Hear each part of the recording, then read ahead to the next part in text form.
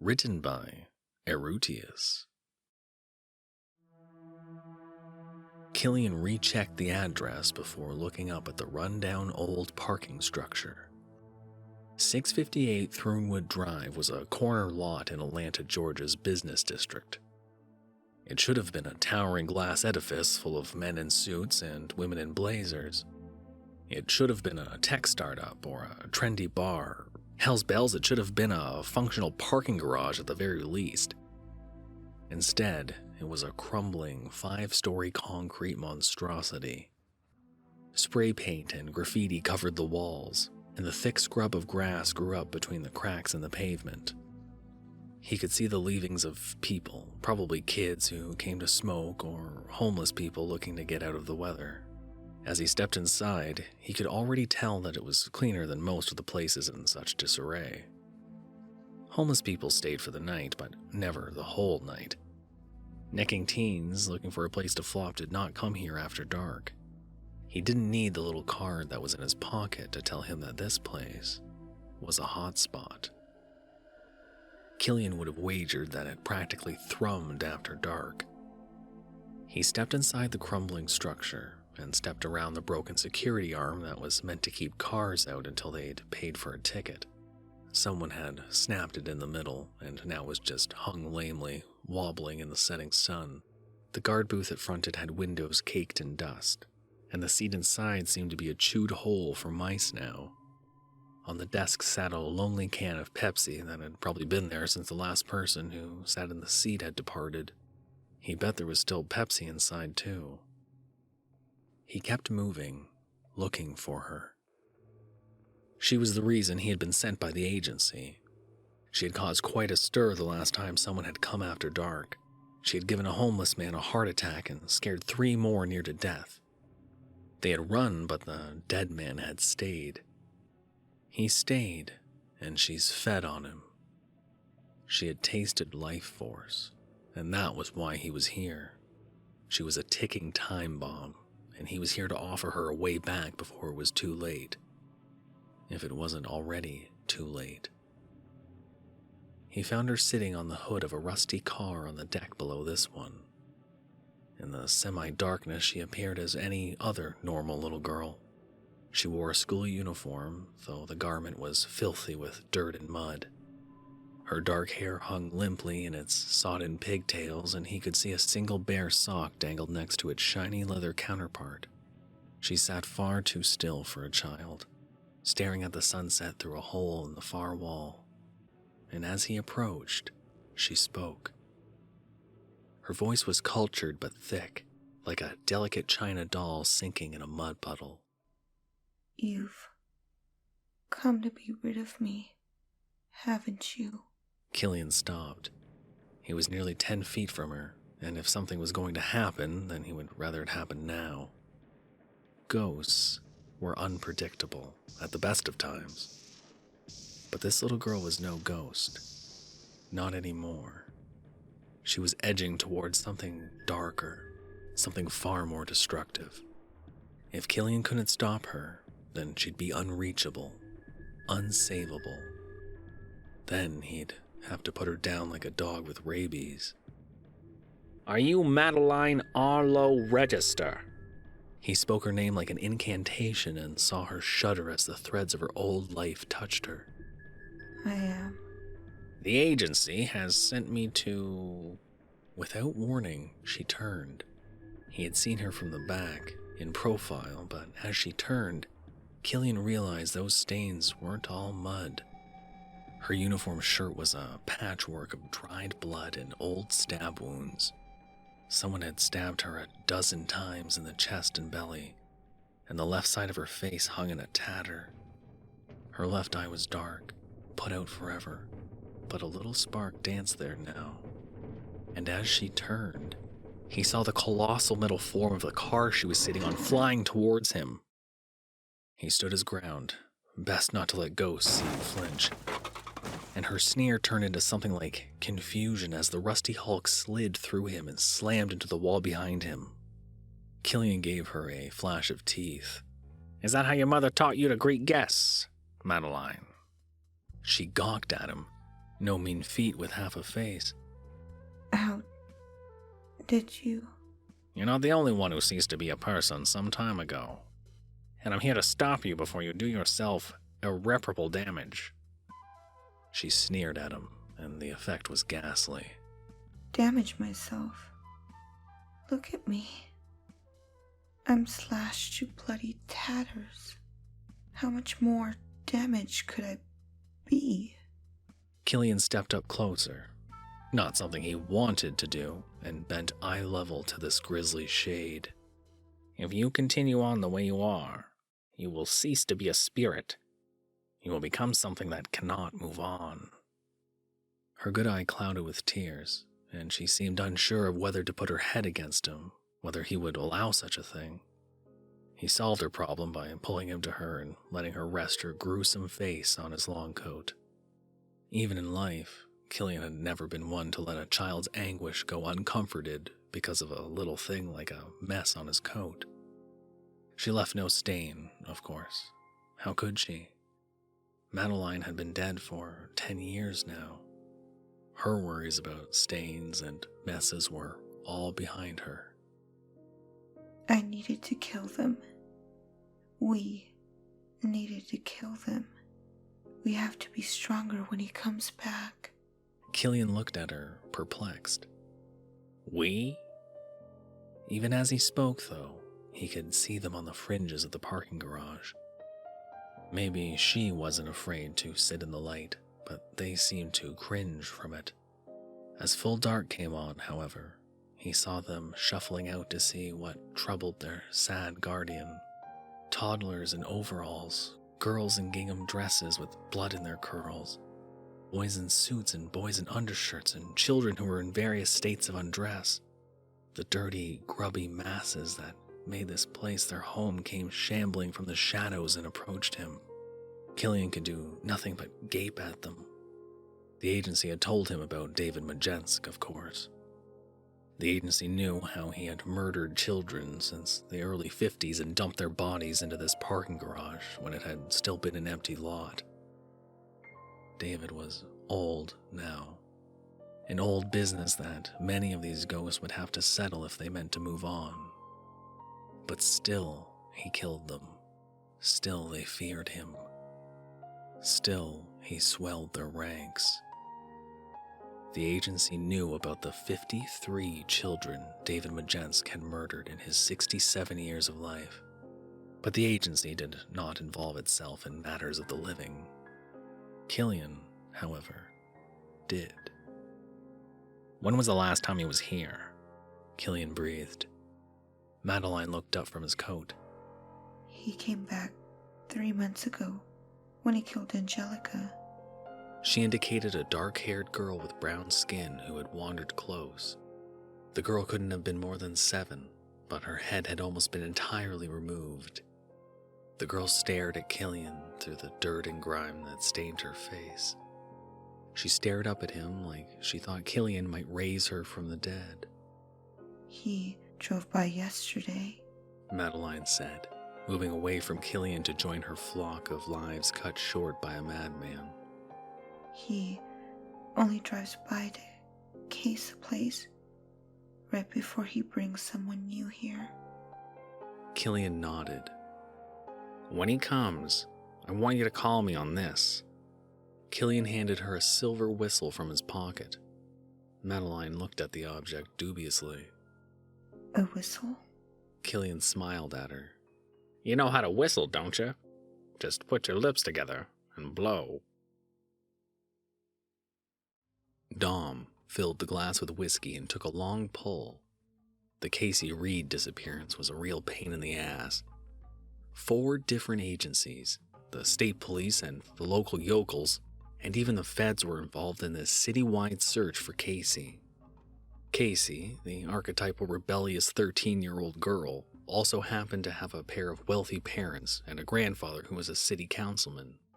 If even half of the disappearances Dom had investigated in the last 10 years had been from families as wealthy as these, Dom was confident they would have gotten this monster off the streets by now. That's right. Despite what Captain Cedric thought of the idea, Dom was confident that all these crimes were connected. Children had been going missing in the less affluent areas for the past 30 years. Most of them amounted to dead ends and cold cases, but Dom had personally found many of them buried in the old lot on Throonwood. The police, of course, didn't want to hear about some pervert who targeted kids from low-income families. They wanted results, and Dom could only give them closure instead of arrests. He had been so close with the Madeline register case, though. Private school girl goes missing, parents come to him for results, but yet again the bastard has slipped through his fingers. He nearly had him then. Had a make and model on the car and a witness placing him at the private school on the day of the disappearance. He had been so close, but the he was what had eluded him. The guy was a ghost, never leaving more than a residual impression on people. And when the car had come up as little more than a burnt husk, he had been all out of clues. Killian would have been able to find him, Dom said, topping his glass off again. Killian had been the best detective at the agency, the best cop on the force, and the best friend Dom had ever had. Without Killian, Dom felt like he was just barely getting by. He knocked back the whiskey, glancing at his partner's old chair. He'd left it just the way Killian had before going missing 8 years ago. After 8 years, you give up on ever seeing someone again, but not a day went by where Dom didn't hope that Killian would walk through the door again and... Dom's glass smacked roughly against the floor of the small office. Killian was sitting in the chair, hands steepled before his face, staring at Dom from behind his battered old desk. "It's been a while, Dom," Killian said, punctuating the pregnant silence that followed Dom's internal freakout. Killian? What the hell, man? You can't just... Where have you been for the last 8 years? Dom took in his old friend and found that Killian looked exactly the same as the day he had left to chase his final lead. His coat was immaculate, his salt and pepper hair still snug beneath his hat, and his face. You're Dan, aren't you? Dom asked, picking up his glass and filling it again. Killian nodded. "I'm afraid so. Turns out, there's still a place for gumshoes like us, though. Even on the other side, there are people in need of a keen eye and a quick mind." Dom mulled that over as he drank. Dom wasn't young. Seeing Killian had probably brought him one step closer to his inevitable grave, and it gave him a queer sort of comfort, knowing that the light just didn't go out after you stopped paying the bills. Something after death wasn't news you got handed every day. So, why are you here? Dom asked, trying to find his cool again. "I've got a lead for you, partner. A lead that I imagine will help you find Casey Reed." Dom pricked his ears up. Yeah? Well, I sure could use one. Every cop in the damn city's looking for her. And I know her parents would love to have her home for more than just a viewing. David Majensk has her. Dom's eyebrows shot up. I investigated him a few years ago. He was my prime suspect in the string of abductions, but it never panned out. He had an airtight alibi and people to back it up. He has friends who are afraid of him, people who will lie on his behalf. He's the one that's been leaving bodies at the old Throonwood site. He's the one who's been dumping the bodies? Dom was shocked. He'd have been killing since He was 17 years old. Dom sat back in his chair and sipped at the whiskey. And I suppose that maybe telling the cops that a ghost of my dead partner came and told me this won't amount to a hill of beans and only served to get me locked in the local mental ward. Nope. Looks like you'll have to go and do the legwork if you want to see this case put to bed, Killian said, flashing that careworn smile. Dom stood up, taking his hat off the desk and turning back to look at an empty seat. Thanks, partner. He smiled. Killian had given him a hell of a lead, and now it was time to chase it. Killian walked the familiar streets, invisible to everyone. How much had Atlanta changed in the 8 years since he lived there? The people bustled up and down the streets, the towering glass buildings winkled and glistened even by night, and the hum and thrum of the street still moved him towards his old haunts. He was standing outside a tavern near his office. Saffron, it had been called, which was now a small wine bar named Genesis. How many times had he sat inside with Dom and had a beer? How many times had Sandra, Saffron's bartender, came out after last call to talk about the old neighborhood with them? Was she still there, he wondered, slinging wine and talking about the old days? He had taken a step towards the front window when an ear-splitting whistle raked across his senses. He stepped away and turned towards the business district. His curiosity would have to wait. He was on the clock. David pulled into the familiar spot beside the old lot and shut off the lights. He closed his eyes and took a deep breath as he savored the feel of this moment. He liked to emblazon this part on his mind, so later, when he was alone in his bed, he could recall it with crystal clarity. He held the knife up to inspect it, opening his eyes to see the keen blade and a rough wooden handle that was still stained from a lifetime of killing. Then the bitch in the backseat kicked his seat and ruined his moment. She had been impossible from the first moment he had found her on the sidewalk. When he had stumbled across her, David had thought himself lucky. Here was someone whom he wouldn't have to lure into his car or trick into his house with some promise of treats or money. The girl was passed out on the sidewalk, a raging house party thrumming in the background, and he had loaded her into his car with minimal effort. When she had awakened halfway to his house, however, the trouble had begun. She had kicked and screamed and accused him of any number of improper things. He had barely managed to find the sedative in his glove box, plunging the needle into her neck as she tried to pull his door handles off, but that was far from the end of it. The last 3 days were a constant reminder of why David did not abduct teens. They were loud, they were rude, and they generally could not easily be cowed by fear or violence.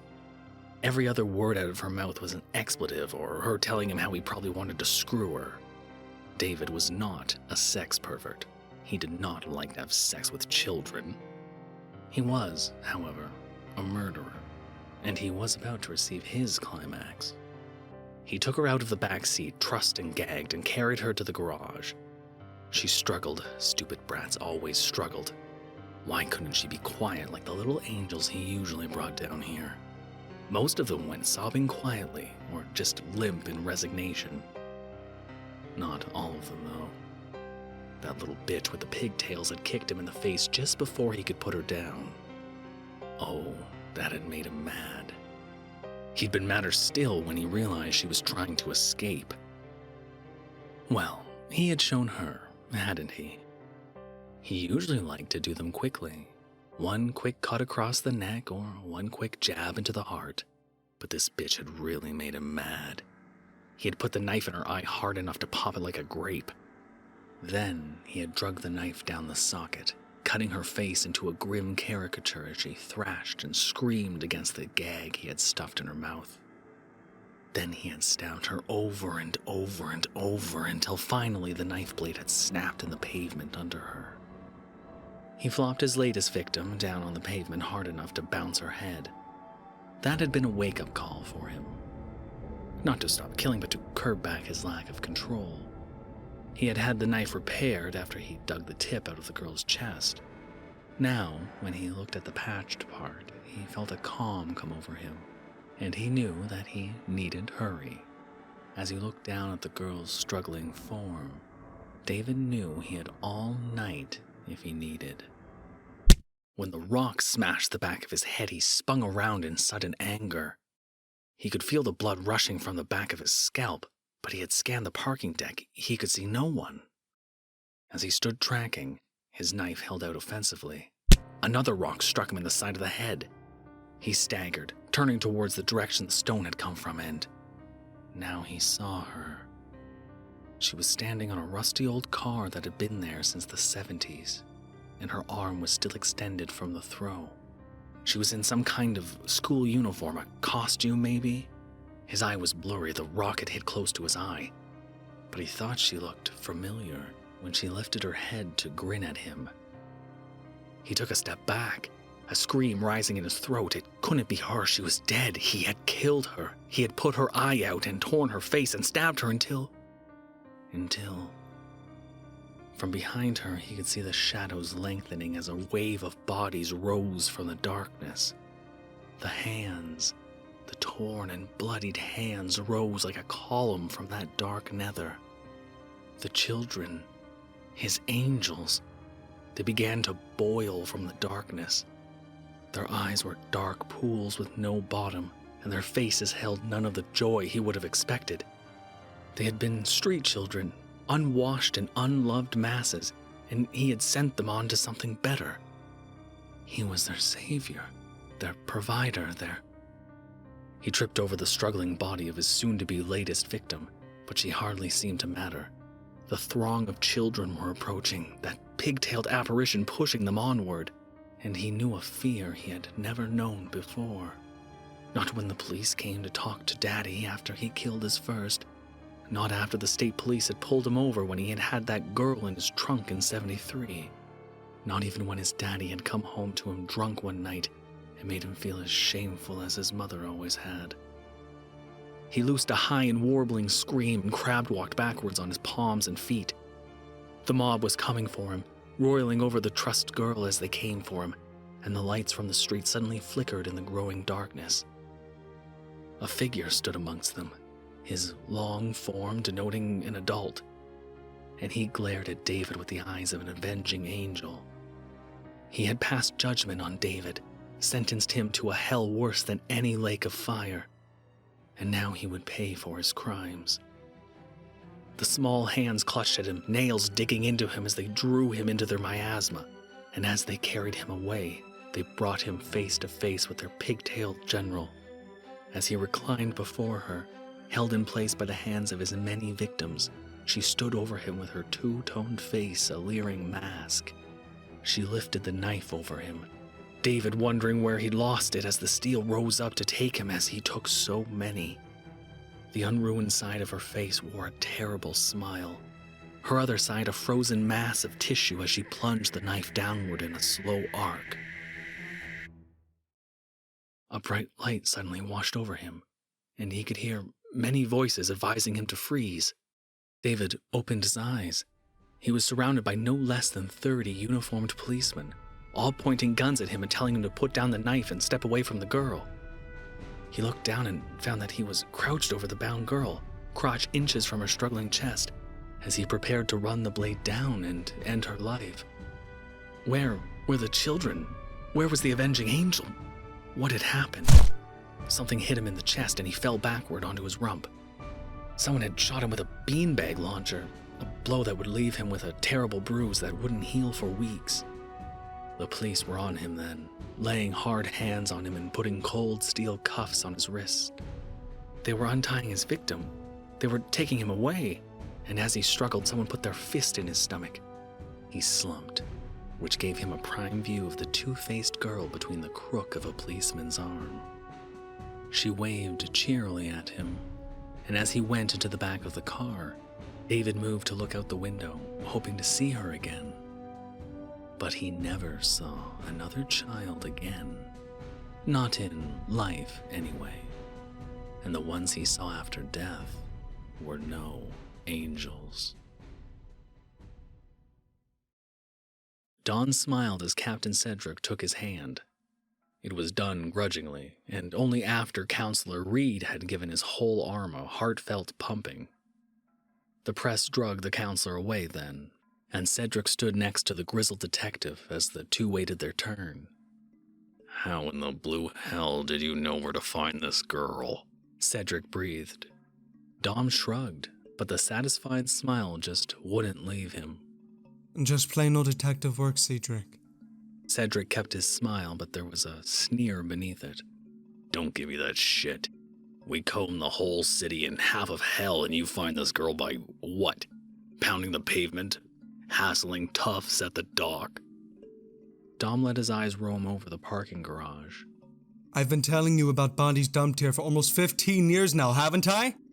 Yeah, and we ID the remains, but never catch anyone coming to dump. Well, I've liked David Madskins as the dumper for a long time now. A tidbit I shared with you as I recall. Cedric did grimace this time. Yes, and a tidbit that we researched and found to be unlikely.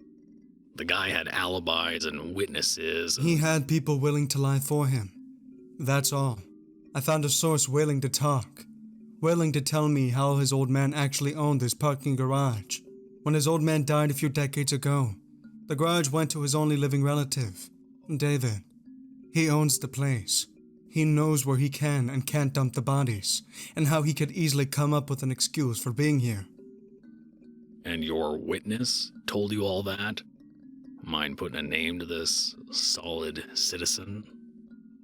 Dom's eyes widened a little, but when he looked back at the crumbling third-story garage, the figure was gone. For a second, he could have sworn he'd seen a familiar hat and coat up there. I'm sorry, Cap, but my sources are strictly off the books. From the roof, Killian and Madeline watched the cop cars roll away. He'll get what's coming to him where he's going. No quick death for David Majensk. He'll have plenty of time to think about his actions before the end. Madeline didn't look at him, just watched the cars roll away. So, what happens now? She finally asked, turning her ragged face to him. She was hopeful, but his news was bittersweet. Now, you must come with me to the agency. With you? She asked dubiously. Your charges should be able to move on now, their business at an end. You, however, have killed the living, and must now answer for your crimes. She looked away, tears falling from her good eye. When she cried, Killian really could believe she was only a 10-year-old girl. He could see the bright young lady she had been, the potential that was wasted when a madman had ended her on the bricks below. And he felt sorry for her. He lifted her chin, and she looked at him, hopeful again. I believe that, given the circumstances, they may go easy on you. But you must face what you have done with the same bravery that you faced your killer. She nodded, her face stoic, if not still a little afraid. I'm ready. And the two of them walked into the ether together.